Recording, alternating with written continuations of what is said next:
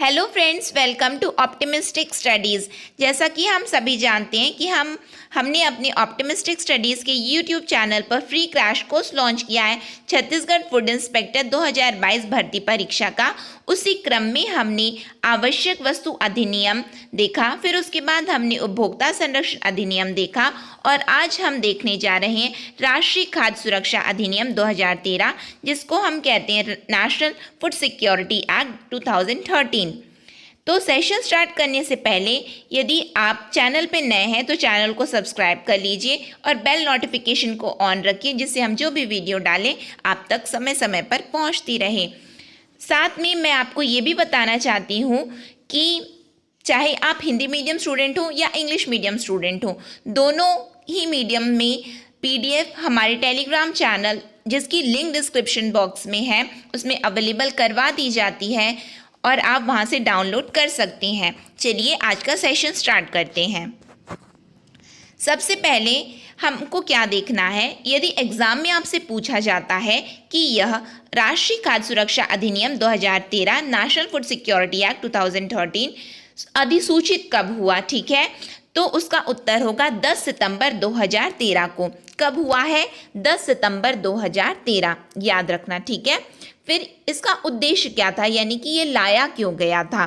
तो इसका उद्देश्य था कि वहनीय मूल्यों पर अच्छी गुणवत्तापूर्ण खाद्यान्न की पर्याप्त मात्रा उपलब्ध कराते हुए उन्हें खाद्य और पोषण सुरक्षा प्रदान करना, ठीक है। क्या है इसका उद्देश्य? क्या है? एक गरिमापूर्ण जीवन जीने के लिए लोगों को, ठीक है। क्या सबसे पहला पॉइंट आपको क्या याद रखना है? वहनीय मूल्यों पर, ठीक है, एफोर्डेबल प्राइस पर। ऐसा नहीं होना चाहिए कि आप अफोर्ड ही नहीं कर पा रहे और अवेलेबल हो रहा है, ठीक है, मार्केट में ऐसे प्राइस में कोई भी चीज़, कोई भी वस्तु है जिसको आप अफोर्ड नहीं कर पा रहे हैं, तो ये इसका, जैसा कि नाम से पता चल रहा है, खाद्य सुरक्षा अधिनियम, ठीक है। तो खाद्य सुरक्षा कैसे होगी? पहले तो वहनीय मूल्य होने चाहिए, ठीक है। सेकेंड थिंग क्या है? पर्याप्त मात्रा उपलब्ध होनी चाहिए। थर्ड थिंग क्या है? खाद्य और पोषण सुरक्षा प्रदान करना है, ठीक है। तो इसका उद्देश्य इस तरह से है। फिर एक्चुअल उद्देश्य क्या है? ये तो चलो ठीक है, मतलब कि समझाने के लिए इसका एक पर्पस हो गया, ऑब्जेक्टिव हो गया, लेकिन ये एक्चुअल में लाया क्यों गया था? तो इसका मूल उद्देश्य है कि भारत की आबादी के लगभग 2/3 यानी ग्रामीण क्षेत्रों में 75% और शहरी क्षेत्रों में 50% तक सब्सिडी वाला खाद्यान्न उपलब्ध कराना है। इसका क्या मतलब है? देखिए, जो भारत की जनसंख्या है उसकी 2/3 जनसंख्या, ठीक है, वो 2/3 जनसंख्या किस तरह से होगी, वो कवर कैसे करेंगे? तो वो 2/3 जनसंख्या ये ऐसे गिनेंगे कि वो 75% ग्रामीण होनी चाहिए और 50% शहरी होनी चाहिए, ठीक है। इनको मिलाकर के 2/3 जनता बनेगी, ठीक, 75% ग्रामीण और 50% शहरी। और इनको ये क्या करवाएंगे? सब्सिडाइज्ड फूड अवेलेबल करवाएंगे। सब्सिडाइज्ड फूड मतलब सब्सिडी वाला खाद्यान्न, ठीक है, समझ में आ रहा है? इनका ये मूल उद्देश्य है। यानी कि आपसे एग्जाम में पूछा जाता है कि राष्ट्रीय खाद्य सुरक्षा का उद्देश्य क्या है, तो आंसर क्या होगा? 75% ग्रामीण और 50% शहरी, यानी कि कुल मिलाकर के भारत की आबादी का 2/3, ठीक है, भारत की आबादी के 2/3 लोगों को सब्सिडाइज्ड फूड अवेलेबल करवाना इसका उद्देश्य है, ठीक है। फिर उसके बाद हम देखते हैं इसका कवरेज क्या है। जैसा कि मैंने क्या बताया आपको, 75% क्या होना चाहिए? ग्रामीण होना चाहिए और 50% शहरी, ठीक है। तो ये तो इनका मूल उद्देश्य है। तो इस पूरे उद्देश्य को ध्यान में रखते हुए ये कितना कवर किए हैं? तो ये कितना कवर किए हैं? 67% हिस्से को ये कवर किए हैं, यानी कि देश की कुल आबादी के 67% हिस्से को कवर करता है। ये कौन? ये नेशनल फूड सिक्योरिटी एक्ट, ठीक है। कितना परसेंट याद रखना है ना, कितना प्रतिशत को कवर किए हैं? 67% आबादी, ठीक है। मैं आबादी की बात कर रही हूँ, ठीक, इसमें मैं नंबर नहीं बता रही हूँ कि इतना पीपल है, कि इतना व्यक्ति को कवर किया है। इसको हम आगे देखेंगे। तो आपको यदि एग्जाम में पूछता है कितना प्रतिशत कवर हुआ है, तो प्रतिशत में आपको याद रखना है 67%, ठीक है। आगे देखिए, आगे पात्रता, यानी कि ये तो बोल रहे हैं ठीक है इनको कवर करना है, 75 ग्रामीण होना चाहिए, 50 शहरी होना चाहिए, लेकिन पात्र कौन है, पात्रता कौन है जो कवर होंगे? तो ये बोलते हैं कि राज्य सरकार के दिशा निर्देशों के अनुसार, किसके, याद रखना है ना, केंद्र सरकार नहीं लिखा है, राज्य सरकार है, ठीक है, राज्य सरकार के दिशा निर्देशों के अनुसार लक्षित सार्वजनिक वितरण प्रणाली, जिसको हम बोलते हैं TPDS, इंग्लिश में हम इसको बोलते हैं targeted public distribution system. I repeat once again, targeted public distribution system. आपको ये फुल फॉर्म के रूप में भी आ सकता है, तो चाहे आप हिंदी मीडियम के हो या इंग्लिश मीडियम, याद रखना इसको, है ना, टारगेटेड पब्लिक डिस्ट्रीब्यूशन सिस्टम के तहत आने वाले प्राथमिकता वाले घर, यानी कि पात्र कौन हुए, जो TPDS में कवर हो रहे हैं प्राथमिकता वाले घर, वो होंगे नेशनल फूड सिक्योरिटी एक्ट 2013 के पात्रता पाने वाले लोग। समझ में आ रहा है? यानी कि जो TPDS में कवर है वही वो नेशनल फूड सिक्योरिटी में भी कवर होंगे। फिर उसके बाद क्या है, सेकंड पॉइंट क्या है, अंत्योदय अन्न योजना के तहत कवर किए गए घर। यानी कि दो चीज़ आपको याद रखना है कि पात्रता किसकी होगी, जो कि पहली बात तो ये है जो लक्षित सार्वजनिक वितरण प्रणाली में जो आ रहे हैं, और जो दूसरा क्या है, जो अंत्योदय अन्न योजना के तहत जो परिवार आ रहे हैं, ये दोनों ही परिवार नेशनल फूड सिक्योरिटी एक्ट 2013 में बेनिफिशियरी बनेंगे। ठीक है, पात्रता इनको मिलेगी। समझ में आ रहा है? फिर उसके बाद क्या है, प्रावधान क्या है। ठीक, तो प्रावधान में हम क्या देखेंगे, प्रति माह प्रति व्यक्ति, याद रखना है ना, प्रति माह प्रति व्यक्ति। और वैसे पर भी ये तो आपको मतलब कि डेली में, मतलब आपको पता होगा आसपास में, इसको तो आप रिलेट भी कर सकते हो, है ना। ऐसा नहीं कि केवल पढ़ रहे हो तो ही, आपको तो पता भी होना चाहिए ये चीज़, है ना, कि हमको पब्लिक डिस्ट्रीब्यूशन सिस्टम में कितना मिलता है और लोगों को कितना मिलता है, इस तरह से। ठीक है, तो क्या है इसके प्रावधान सुनिए। तो प्रति माह प्रति व्यक्ति 5 किलोग्राम खाद्यान्न, जिसमें चावल 3 रुपये किलो, गेहूं 2 रुपये किलो और मोटा अनाज 1 रुपये किलो। ठीक है, मोटा अनाज मतलब कोर्स ग्रेन्स होता है for English medium students, course grains मतलब मोटा अनाज होता है।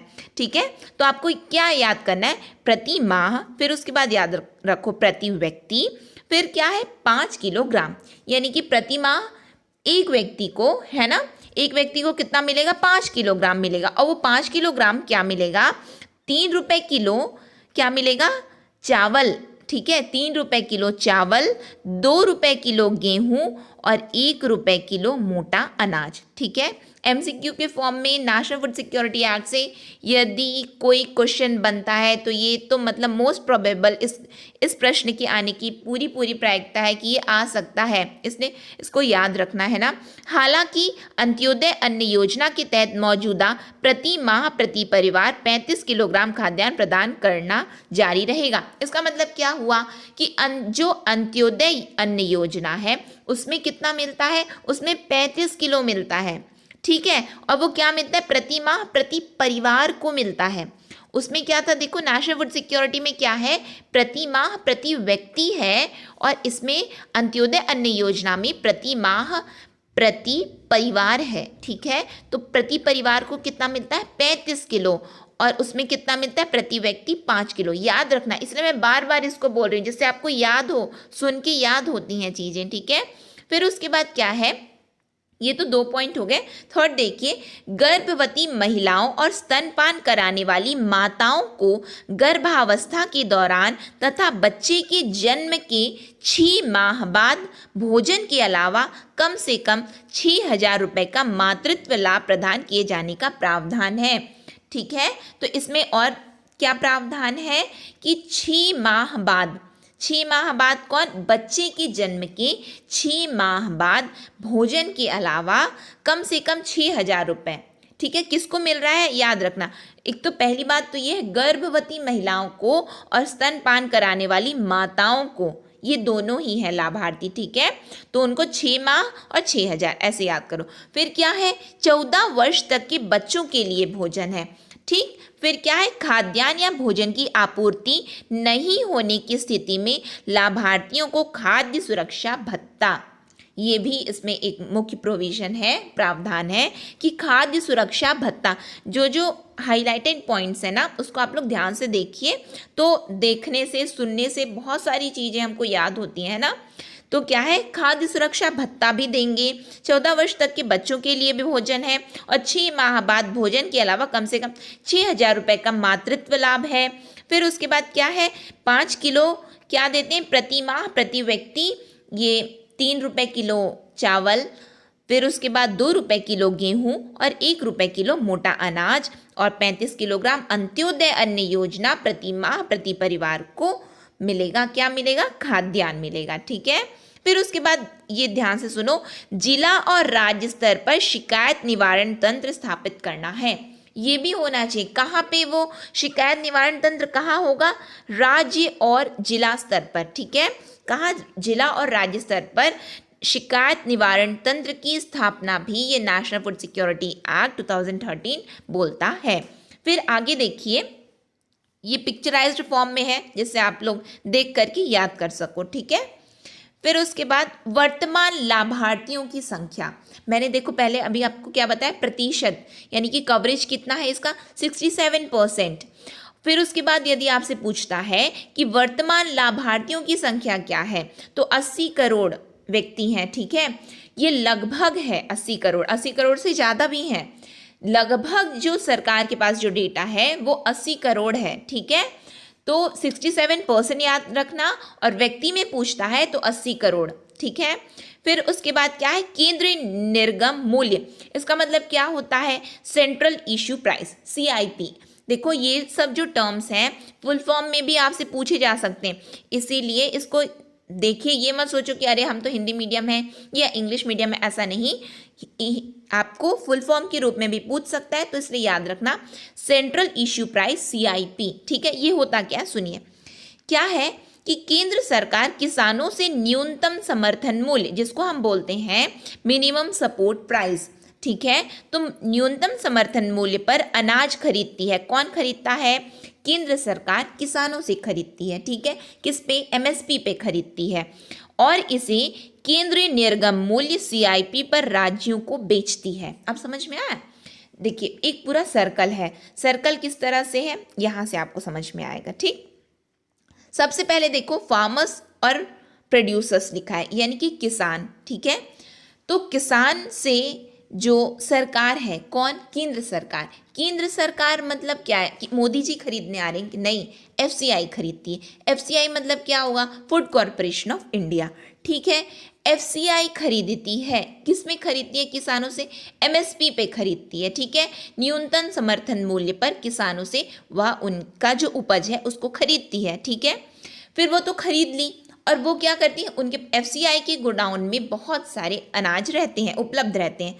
ठीक है, फिर वो राज्य तक कैसे पहुंचते हैं, तो राज्य तक वो जब वो राज्य को देते हैं तो सेंट्रल इश्यू प्राइस पे देते हैं, जिसको हम बोलते हैं केंद्रीय निर्गम मूल्य। ठीक है, तो राज्यों को वो किस में बेचते हैं, केंद्रीय निर्गम मूल्य पे बेचते हैं, सेंट्रल इश्यू प्राइस में। अब राज्यों के पास तो पहुंच गया, इनके गोडाउन में आ गया राज्यों के पास, फिर राज्य के पास से हमको फेयर प्राइस कैसे मिलता है, यानी कि जिसको हम बोलते हैं कि कोटा, है ना, PDS सिस्टम से हमको कैसे मिलता है, यानी कि जनता तक वो कैसे डिस्ट्रीब्यूट होता है, तो राज्य फिर क्या करती है, PDS में पहुंचाती है। ठीक है, जिसको हम बोलते हैं फेयर प्राइस शॉप्स तक पहुंचाती है, जिसको हिंदी में हम बोलचाल की भाषा में आपको समझ में आएगा कि कोटा से अनाज उपलब्ध होता है हमको। ठीक है, समझ में आ रहा है, वहाँ पे अनाज आता है, वहाँ से हमको मिलता है, हम है ना उपभोक्ता, हम कौन है, उपभोक्ता है, तो हमको वहाँ से मिलता है। ये पूरी सर्कल आपको समझ में आ रही है, मैं एक बार फिर रिपीट कर देती हूँ फटाफट कि सरकार, केंद्र सरकार किसानों से न्यूनतम समर्थन मूल्य पर खरीदती है और उसको राज्यों को केंद्रीय निर्गम मूल्य, जिसको हम बोलते हैं सेंट्रल इश्यू प्राइस पर बेचती है, और जब राज्य क्या करते हैं, फेयर प्राइस शॉप्स, जिसको हम कोटा बोलते हैं, वहाँ तक वो पहुँचाते हैं, फिर वहाँ से हमको उपलब्ध होता है खाद्यान्न। ठीक है, यहाँ ध्यान से यदि नहीं समझ में आ रहा है तो आप कमेंट सेक्शन में कमेंट करके पूछ सकते हैं, और मुझे जहाँ तक लगता है कि आपको समझ में आ गया होगा। फिर साथ में क्या है, एक और बात आपको जो याद रखनी वो ये है कि जो केंद्र सरकार द्वारा समय समय पर केंद्रीय निर्गम मूल्य CIP का निर्धारण किया जाता है, ठीक है, यानी कि फिक्स नहीं रहता है कि हम बस इतने में ही आपको बेचेंगे, ठीक है। वो क्या करते हैं, समय समय पर केंद्र सरकार उसको बदलती रहती है, ठीक, उसका निर्धारण केंद्र सरकार करती है, किंतु यह न्यूनतम समर्थन मूल्य MSP से अधिक नहीं होता, यानी कि CIP हमेशा MSP से कम रहेगा, ठीक है। जो केंद्रीय निर्गम मूल्य है वो न्यूनतम समर्थन मूल्य से हमेशा कम रहता है, याद रखना इसको, ठीक है। नेक्स्ट हम देखते हैं नेशनल फूड सिक्योरिटी एक्ट में इसमें कौन कौन सी योजनाएं शामिल हैं, ठीक है, पूछ सकता है एग्जाम में। तो इसमें 3 मौजूदा कार्यक्रम है, यानी कि जो पूरा नेशनल फूड सिक्योरिटी एक्ट है वो 3 कार्यक्रमों पर निर्भर करता है, और वो कौन कौन से हैं। सबसे पहले है टारगेटेड पब्लिक डिस्ट्रीब्यूशन सिस्टम, यानी कि लक्षित सार्वजनिक वितरण प्रणाली। दूसरा है एकीकृत बाल विकास सेवा, यानी कि integrated child development service, ICDS जिसको हम बोलते हैं। फिर है मध्याह्न भोजन, जिसको हम बोलते हैं मिड डे मील स्कीम, ठीक है।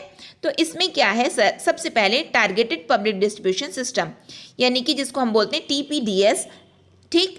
इसमें क्या होता है, सब्सिडाइज्ड फूड मिलता है, ठीक है, सब्सिडी वाले खाद्यान्न उपलब्ध होते हैं। तो जैसा कि हम जब स्टार्ट किए थे तब देखे थे, तो क्या होता है इसमें 2/3 भारत की आबादी की 2/3 जनसंख्या, यानी कि 75% ग्रामीण और 50% शहरी को ये खाद्यान्न प्रदान किया जाता है। इसके तहत, किसके तहत, TPDS के तहत, लक्षित सार्वजनिक वितरण प्रणाली के तहत। फिर ICDS आता है आपका, ठीक है, जिसको हम बोलते हैं एकीकृत बाल विकास सेवा। इसके तहत क्या होता है, सभी बच्चे कौन से हैं, ये 6 महीने से 6 वर्ष, याद रखना, ठीक है, कौन से बच्चे हैं, 6 महीने से 6 वर्ष के बच्चे और उनकी माताओं को आंगनबाड़ी यानी कि चाइल्ड केयर सेंटर से मुफ्त भोजन दिया जाता है, ठीक है। ICDS में क्या होता है, ICDS के लाभार्थी कौन है, 6 माह से 6 वर्ष के बच्चे और उनकी माताएं, ठीक, समझ में आया। फिर mid day meal scheme, mid day meal scheme में क्या होता है कि सरकारी प्राथमिक स्कूल, किसमें, सरकारी प्राथमिक स्कूल में सभी बच्चों को मुफ्त भोजन सुनिश्चित कराते हैं मिड डे मील स्कीम में, ठीक है। तो ये जो नेशनल फूड सिक्योरिटी एक्ट है, यानी कि ये तो एक अधिनियम है, लेकिन अधिनियम कार्य कैसे करता है, ठीक है, यानी कि बस बोल दिए नहीं ये अधिनियम है, अब ये अपने से सब कुछ कर लेगा, नहीं, प्रोग्राम बनाने पड़ते हैं ना कि किस तरह से उसको क्रियान्वित करना है। तो वो क्रियान्वित 3 तरीके से होता है, किस पे पूरा निर्भर करता है, ये 3 प्रोग्राम पे निर्भर करता है, ठीक है।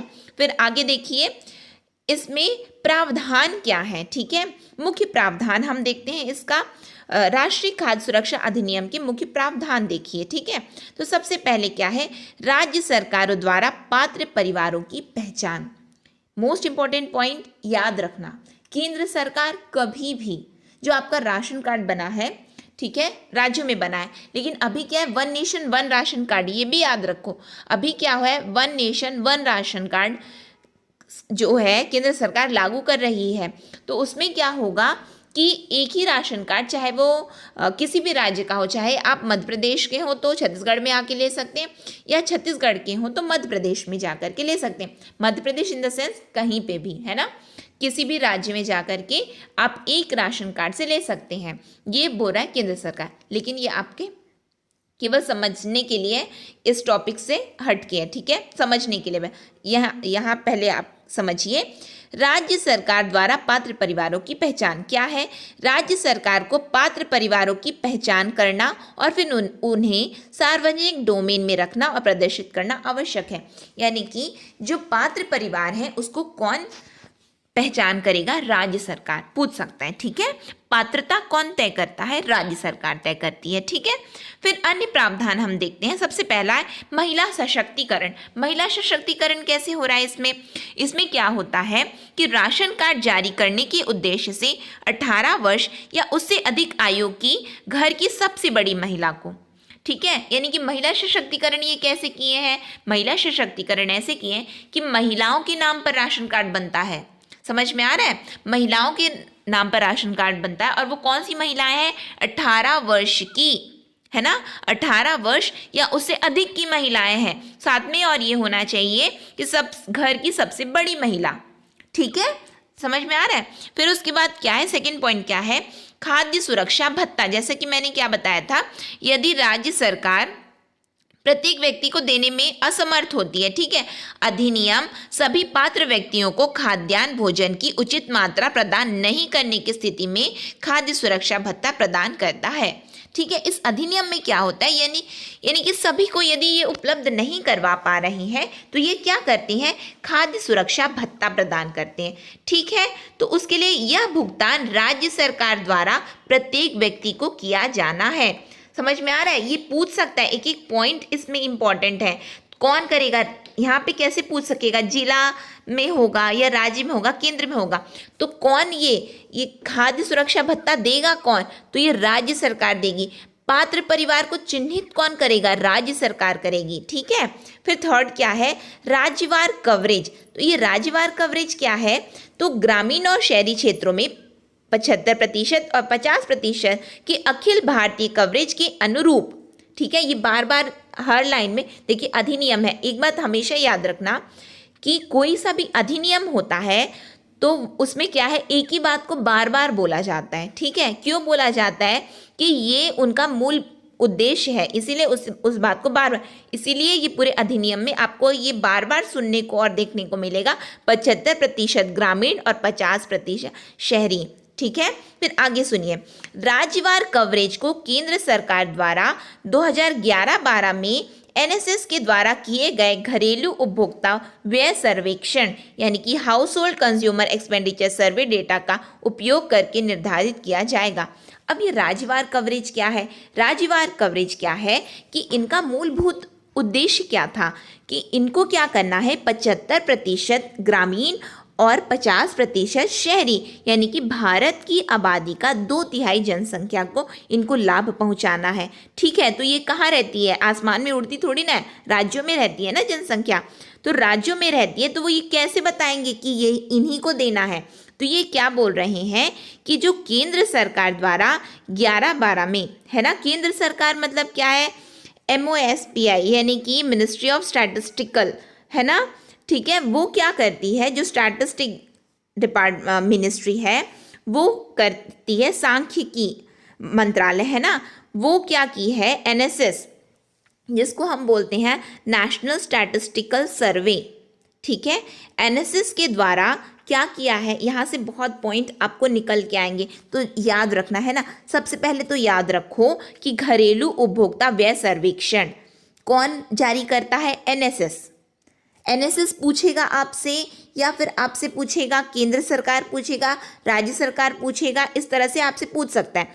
तो आपको याद क्या रखना है कि जो हाउस होल्ड कंज्यूमर एक्सपेंडिचर सर्वे है जिसको हम बोलते हैं घरेलू उपभोक्ता व्यय सर्वेक्षण, एनएसएस जिसको आप बोलते हो एनएसएसओ भी बोल सकते हो, है ना, तो एनएसएसओ जारी करता है सबसे पहले।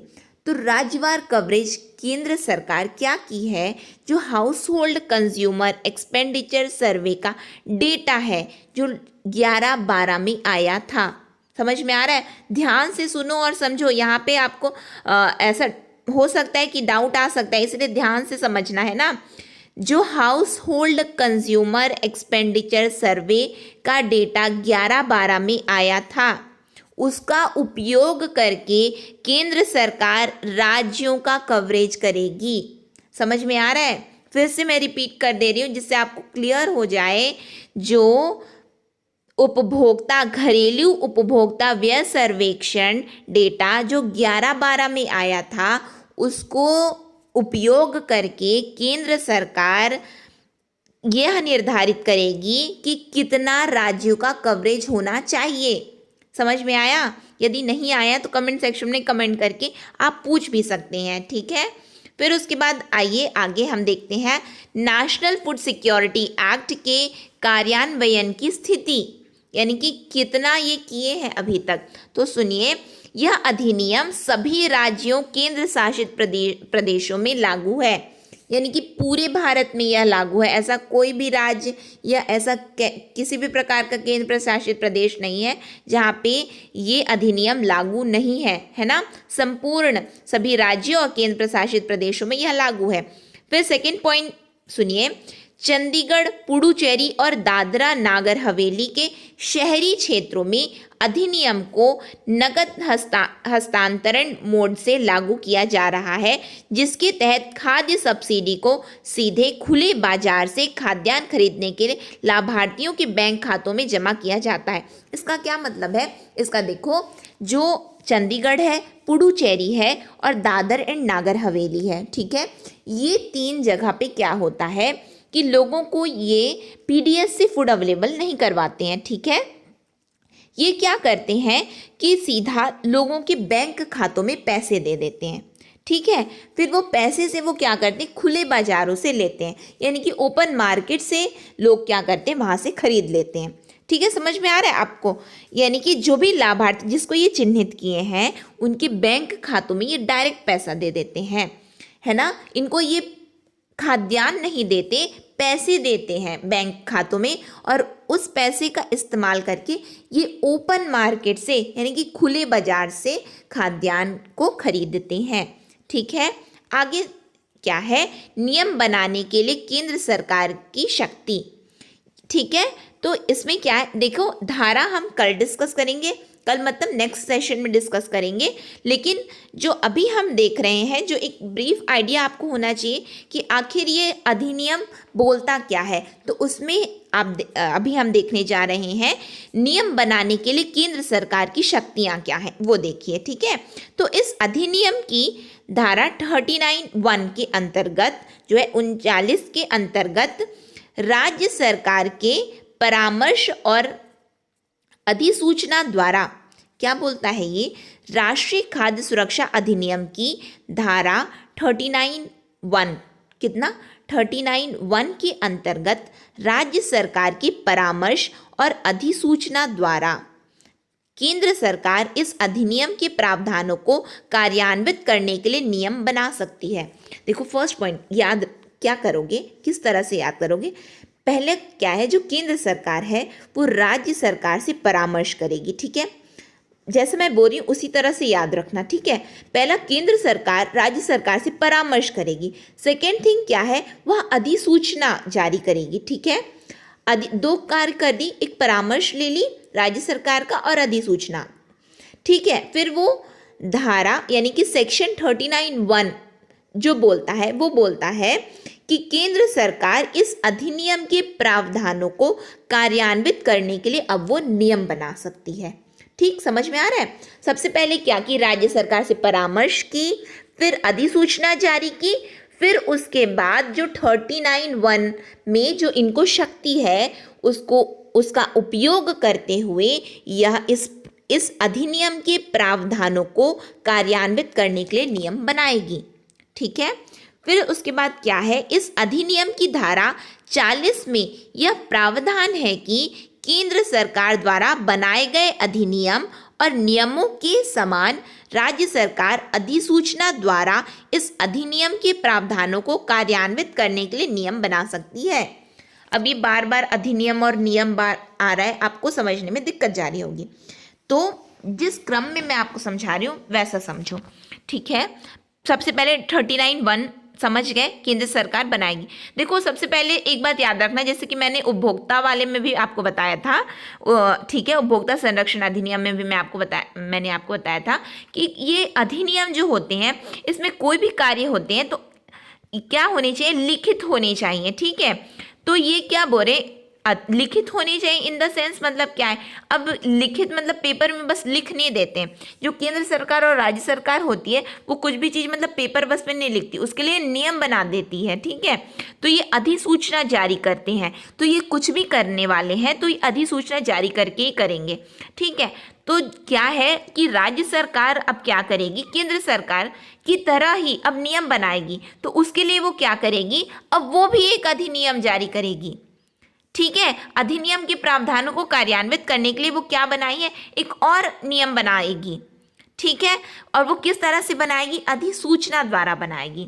मैं फिर से एक बार रिपीट करती हूँ, आपको यहाँ पे कंफ्यूजिंग लग रहा होगा डेफिनेटली। तो सबसे पहले क्या है, हम क्या देख रहे हैं, नियम बनाने के लिए केंद्र सरकार की शक्ति। ठीक है, तो 2 धारा याद करो और 2 सेक्शन याद करो। ठीक है, सबसे पहला 39(1) याद कर लो और दूसरा 40 याद कर लो। ठीक है, 2 हो गया, 39 और 40। तो 39 क्या बोलती है कि केंद्र सरकार राज्य सरकार से परामर्श करेगी और अधिसूचना जारी करेगी। ठीक है, और वो किस लिए की है, यह जो अधिनियम है, ठीक है, उसके प्रावधानों को कार्यान्वित करने के लिए, नियम बनाने के लिए। ठीक, फर्स्ट पॉइंट। फिर धारा 40 में क्या है कि अब जो केंद्र सरकार जैसा नियम बनाई है उसी तर्ज पर अब राज्य सरकार भी नियम बनाना चाहती है। तो राज्य सरकार अब क्या करेगी, राज्य सरकार भी अधिसूचना जारी कर देगी और वो क्या करेगी, इस अधिनियम के प्रावधानों को कार्यान्वित करने के लिए नियम बना देगी। ठीक है, समझ में आ रहा है। फिर आगे देखते हैं, राज्य खाद्य आयोग, ये क्या होता है, इसमें सदस्यता हम देखते हैं, यदि पूछेगा तो सदस्यता से पूछ सकता है। ठीक है, तो इसमें सदस्यता कौन है, देखिए एक अध्यक्ष होता है। पहली बात तो एक बात याद रखो, ये 10 मेंबर्स कमेटी है। ठीक है, 10 मेंबर यानी कि 10 लोग रहेंगे। सबसे पहले ये चीज याद रखो, 10 लोग रहेंगे और वो 10 में सबसे पहले एक अध्यक्ष रहेगा। ठीक है, 5 अन्य सदस्य रहेंगे। ठीक, एक सदस्य, एक अध्यक्ष और 5 अन्य सदस्य कितने हो गए, 6 हो गए। अब 4 बच गए। 4 में क्या होगा आपका, एक क्या होगा, एक सचिव होगा। ठीक है, एक सचिव होगा, सचिव मतलब सेक्रेटरी। एक सदस्य क्या होगा, सेक्रेटरी होगा। अब सेक्रेटरी के साथ में 3 और लोग होंगे। अब वो कौन से 3 लोग होंगे, किस लिए होंगे, वो प्रशासनिक और तकनीकी स्टाफ होंगे, यानी कि एडमिनिस्ट्रेटिव और टेक्निकल स्टाफ हैं वो। ठीक है, और वो कौन होंगे, जो एडमिनिस्ट्रेटिव और टेक्निकल स्टाफ हैं, यानी कि 3 लोग हो गए। ठीक है, तो उसमें से 2 महिला होनी चाहिए और एक अनुसूचित जाति या जनजाति का एक व्यक्ति होना चाहिए। समझ में आया, फिर से बता देती हूँ। 10 लोग होंगे तो पहला तो अध्यक्ष होगा और 5 अन्य सदस्य होंगे। ठीक है, कितने हो गए, 6 हो गए, 4 बच गए। अब 4 में एक तो सचिव होगा। ठीक, एक सदस्य कौन होगा, उसमें सचिव होगा। फिर उसके बाद 3 बचे। अब 3 में कौन है, वो प्रशासनिक और तकनीकी स्टाफ है। ठीक, 3 में, और वो 3 में 2 महिलाएं होंगी और एक अनुसूचित जाति या जनजाति का कोई भी सदस्य। ठीक है, समझ में, 10 लोगों का ये आयोग में सदस्यता होगी, 10 मेंबर्स कमेटी जिसको हम बोलते हैं। ठीक, फिर उसके बाद क्या है, केंद्र सरकार के अनुमोदन से 2 या अधिक राज्य एक संयुक्त राज्य खाद्य आयोग बना सकते हैं। यहाँ पे पूछ सकता है क्वेश्चन। ठीक है, तो जब केंद्र सरकार अनुमोदित करेगी, ठीक है, यानी कि क्या करेगी, परमिशन देगी, तो क्या करेंगे, एक तो एक अलग अलग राज्य बना सकते। मान लो छत्तीसगढ़ राज्य अपना स्वयं का खाद्य आयोग बनाया। अब मान लो छत्तीसगढ़ का मन कर रहा है कि मैं मध्य प्रदेश से या तेलंगाना के साथ में मिल करके बना लूँ। ठीक है, तो या फिर महाराष्ट्र भी आ गया, यानी कि 3 राज्य हो गए मान के चलो। ठीक है, यानी कि 2 या 2 से अधिक राज्य एक संयुक्त राज्य खाद्य आयोग भी बना सकते हैं, ये अधिनियम बोलता है। ठीक है, फिर आगे देखते हैं हम, राज्य खाद्य आयोग के लिए गैर भवन परिसंपत्तियों के लिए एक बार की वित्तीय सहायता। इसका मतलब क्या होता है, ठीक है, इसका मतलब ये होता है, ध्यान से सुनो और समझो, यहाँ पे भी मतलब कि प्रश्न बन सकते हैं यहाँ से। ठीक है, तो यदि कोई राज्य केवल अपना खाद्य आयोग स्थापित करने का निर्णय लेता है, ठीक है, तो केंद्र सरकार द्वारा राज्य खाद्य आयोग को गैर भवन परिसंपत्तियों के लिए एक बार की वित्तीय सहायता दी जाती है। ठीक, समझ में आ रहा है, गैर भवन यानी कि बिल्डिंग नहीं बना रहे हैं ये। ठीक, समझ में आ रहा है, वो गैर भवन परिसंपत्तियों के लिए कितने बार वित्तीय सहायता देगा केंद्र सरकार राज्य सरकार को, एक बार केवल। ठीक है, यह सहायता गैर भवन परिसंपत्तियों जैसे, यानी कि क्या क्या है गैर भवन परिसंपत्तियां, फर्नीचर, कार्यालय उपकरण, कंप्यूटर आदि के लिए होंगी। ठीक है, यानी कि क्या है गैर भवन परिसंपत्तियां, फर्नीचर, कार्यालय उपकरण, कंप्यूटर आदि। ठीक, इनमें computer, air conditioner, photocopy machine, telephone, मेज, कुर्सी, भंडारण यूनिट आदि शामिल हो सकते हैं। ठीक है, जैसा कि मैंने नाम से पता चल रहा है, गैर भवन यानी कि बिल्डिंग नहीं बना के दे रहे हैं, ये सामान के लिए पैसा दे रहे हैं केवल। और वो सामान कौन से हैं? Computer, air conditioner, photocopy machine, telephone, मेज, कुर्सी, भंडारण यूनिट आदि। ठीक है, फिर आगे सुनो, किसी प्रकार के निर्माण कार्य या किसी आवर्ती व्यय के लिए कोई सहायता नहीं दी जाएगी, यानी कि निर्माण नहीं करना है। ठीक है, आप अपने से बिल्डिंग बना करके रखो या फिर जहाँ रहना है वहाँ रहो, हम केवल आपको सामान दे रहे हैं, यानी कि आप बोलचाल की भाषा में इस तरह से समझ सकते हो इसको। ठीक है, ये क्या बोल रहे हैं? गैर भवन परिसंपत्तियों के लिए एक बार केंद्र सरकार राज्य सरकार को वित्तीय सहायता देती है, बस ये बोल रहा है। ठीक है, फिर आगे देखो, केवल वे राज्य या संघ राज्य, यानी कि संघ राज्य कौन से हो गए? यानी कि 2 या 2 से अधिक राज्य मिल करके जो खाद्य आयोग बनाए हैं। ठीक है, तो केवल वे राज्य या संघ राज्य क्षेत्र की वित्तीय सहायता के लिए पात्र होंगे जिन्होंने, यानी कि अब कौन कौन एलिजिबल है ये देखते हैं हम। ठीक है, तो राष्ट्रीय खाद्य सुरक्षा अधिनियम के प्रावधानों के अनुसार अनन्य रूप से राज्य खाद्य आयोग का गठन किया है। सेकंड क्या है? तो कौन कौन से मतलब कि एलिजिबल है? तो कौन है? फर्स्ट कौन है? जिसने राज्य खाद्य आयोग का गठन किया है, यानी कि जो पहले से बना के रखा है, यानी कि बिल्डिंग के लिए पैसे नहीं ले रहा है वो। समझो, बोलचाल की भाषा में हम ऐसे समझ सकते हैं। ठीक है, यानी कि जो पहले से बनाना मतलब क्या होता है? कमेटी बनाना, यानी कि वो सदस्यता को चिन्ह, यानी कि 10 लोगों की कमेटी बन जाए, उसी को तो हम बोलेंगे राज्य खाद्य आयोग। ठीक है, फिर उसके बाद क्या है? राज्य खाद्य आयोग की समुचित कार्य व्यवस्था के लिए आवश्यक स्टाफ हेतु पदों का सृजन, जैसा कि मैंने बताया, यानी कि वो 10 लोग होने चाहिए, एक अध्यक्ष होगा, 5 अन्य सदस्य होंगे और 4 अन्य सदस्य होंगे, जैसे कि मैंने अभी आपको समझाया। फिर थर्ड क्या है? राज्य खाद्य आयोग का गठन करने के संबंध में अधिसूचना जारी की गई, जैसा कि मैंने आपको पहले भी कहा है, अब भी बता रही हूँ। ये कोई भी कार्य करते हैं, राज्य सरकार और केंद्र सरकार किसी अधिनियम के अंतर्गत कोई भी कार्य करते हैं तो वह अधिसूचना जारी करके ही करेंगे, उसके बिना ये कोई कार्य नहीं करते हैं, यही बोला गया है। तो वही राज्य या संघ राज्य वित्तीय सहायता के लिए पात्र होंगे जिन्होंने पहला, जिन्होंने राज्य खाद्य आयोग का गठन कर लिया है, दूसरा जिन्होंने आवश्यक स्टाफ हेतु पदों का सृजन किया है, तीसरा जिन्होंने अधिसूचना जारी की है, याद रखना। ठीक है, फिर क्या है? किसी राज्य संघ राज्य क्षेत्र को अधिकतम 50 लाख रुपए की वित्तीय सहायता दी जा सकती है, यानी कि एक बार देंगे, और वो एक बार कितनी राशि है? 50 लाख। ठीक है, वो 50 लाख अब कैसे देंगे? आगे सुनो। विभागीय समिति द्वारा प्रस्ताव के अनुमोदन होने पर यह सहायता 2 किश्तों में जारी की जाएगी। 50 लाख दे रहे हैं, लेकिन किस तरह से देंगे? सुनिए, ये 2 किश्तों में देंगे। कैसे देंगे? पहली किश्त के तौर पर यह 75% सहायता जारी की जाएगी। ठीक है, और उपयोग प्रमाण पत्र प्रस्तुत किए जाने के बाद, यानी कि आपने वो 75% यूज़ किया है, आपने टेबल, कुर्सी, मेज, कंप्यूटर ये मंगवाया है, ये बताना पड़ेगा। ठीक है, यानी कि प्रमाण पत्र प्रस्तुत किए जाने के बाद 25% की दूसरी किश्त जारी की जाएगी, याद रखना। ठीक है, तो वित्तीय गैर भवन परिसंपत्तियों के लिए केंद्र सरकार द्वारा राज्य सरकार को 50 लाख की वित्तीय सहायता दी जाती है, याद रखो फर्स्ट थिंग। ठीक है, और वो कैसे देते हैं?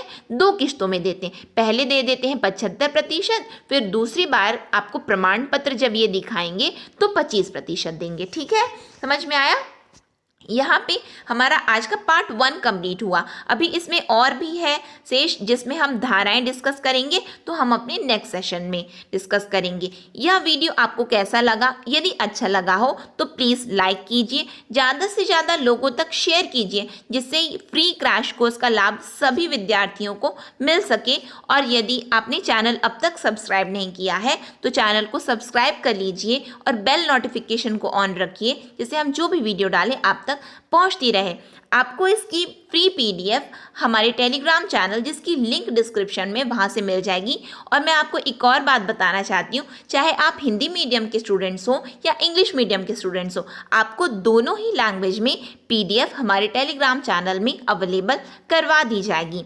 नेक्स्ट सेशन के लिए optimistic learning. Thank you for the session.